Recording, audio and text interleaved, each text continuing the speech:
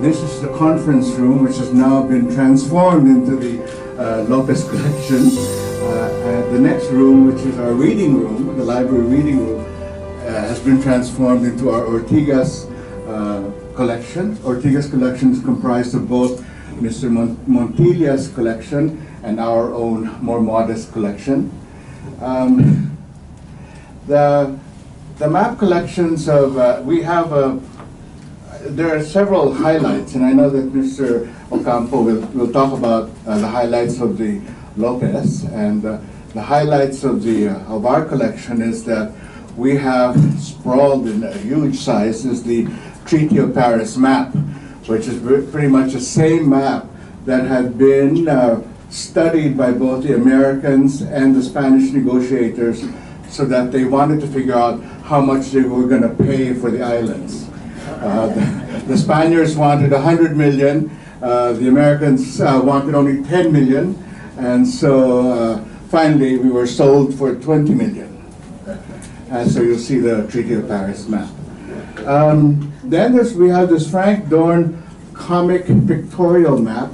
I find it very interesting because it's a pictorial map, interesting vignettes, interesting the way Americans looked at us and drew us with the two forts that are now different names. First there was Fort William McKinley, named after William McKinley, the president, which is now Fort Bonifacio, which is now a high-rise area.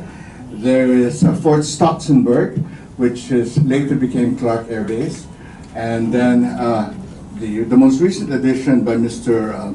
Montilla is the Peiping map, but which is now Beijing. I find it very interesting. I just wanted to say that I'm very happy and proud to host the Lopez Museum, Lopez Museum and Library. At the age of 10 years old, when the Lopez Museum was opened, it was to me a real inspiring place to go to.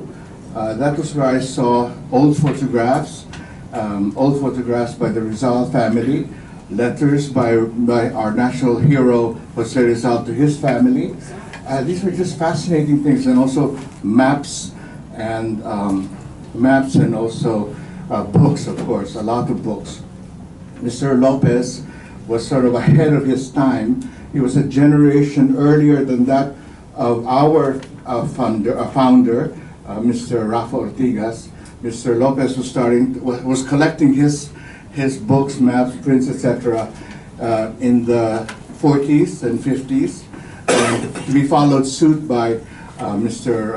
Ortigas, and then John Silva in 1970s tried to go and look for some maps, and they'd always tell me, "Oh, there are no maps here. Mr. Lopez bought them all, and Mr. Ortigas bought them all. So don't even bother." So it's so nice to now be a steward for one of the larger collections too in this country. I just want to say to end that Mr. Lopez was unwavering in his he was a very powerful person, and so when martial law was declared in the 70s, many things were deprived of him. His radio station, his television station, his newspaper, and then of course his library and museum were somewhat in a precarious situation. So I remember seeing him one time. We were both in exile in New York and in San Francisco. We both had warrant of arrest by the Marcos government, and so I'd meet him in San Francisco and we'd talk about collecting, etc. At one point he said, and this was the time of Marshall McLuhan. So he said, "You know, John, all of the mediums I own or have, the most powerful, and I know the scariest medium for Mr. Marcos are the books, the library, the maps, because anything that has so much information is something that a dictator is very worried about." So So we're very pleased to host the Lopez collection for you.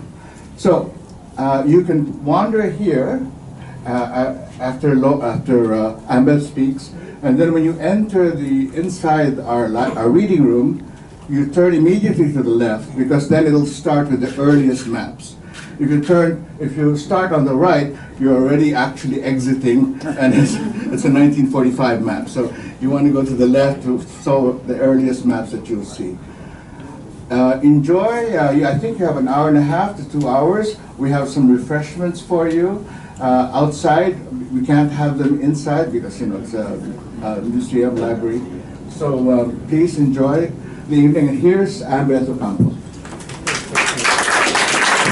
Maps that you see here were chosen by Mr. Montilla, so he probably knows more why they are here. But basically what we want you to know is that Mr. Lopez was a great collector of books, and all his life, all he wanted to own was the first book printed in the Philippines, of which there's only one copy in the universe. It's in the Library of Congress. It eluded him his whole life, but because it eluded him, he kept buying and buying and buying. And when I was going to book dealers in Spain in the 1980s, and I would say, do you have anything on the Philippines? And they would always ask, is Mr. Lopez still alive? And I say, yes, he's still alive. And he used to come here, and they would tell me how when he would arrive, he would just ask, what of the Philippines do you have? They'll bring it out, and without even looking, just send everything to the hotel. But what they always remember was that at the time of fixed pricing, they were not used to, they give him a total, and then he would haggle a bit until they later learned that you just add 20% into the bill. Give him a discount and he will be happy. So in the quest for the book that he never got, he built a large collection of books, and most of the maps are still in the original books. These are the maps that were kept in separate cases. It's very personal for me. I mean, I'm glad John says that he saw the museum when he was 10 years old. I wasn't born when the museum was open. I got there when I was in college, and when I was first starting out collecting maps, there was no gallery of prints to go to, and the only reference that you had was the Lopez collection. And most of the maps have already been cleaned because these were collected in the 50s. They were not kept very well. The first museum was near Rojas Boulevard, where it had sea air. Second is that they were kept in a revolving case with lots of acidic plastic. So these have since, it's taken them a long time to bring them back to the shape that they are in today. But this was the collection that I grew up learning from and actually seeing the actual objects. To do my reference, we launched the other day the 5th edition of Carlos Quirino's Philippine Cartography, which is just a list. But he was the founding curator of the Ayala Museum. And if you had gone up to the library, they had all the Quirino maps were listed down, and there were 5 by 7 photographs.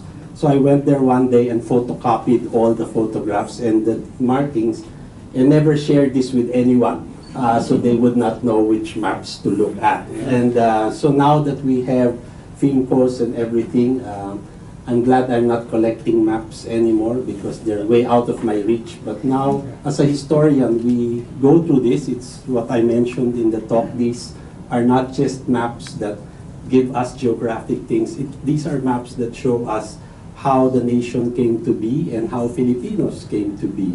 So they are important not just as cartographic objects, but as things that embed into the Filipino soul. It has the sense of the emergence of nation, and I hope that when you look at them, you realize that it is not just a map of the Philippines, it is a map that means much more to us because it often reminds us of the nation that we often fail to be. So we hope you enjoy looking at the maps and hope that one day you will return to see our new building and see the other 20,000 objects with the other maps that Mr. Montilla did not pick for you today. Thank you and good afternoon.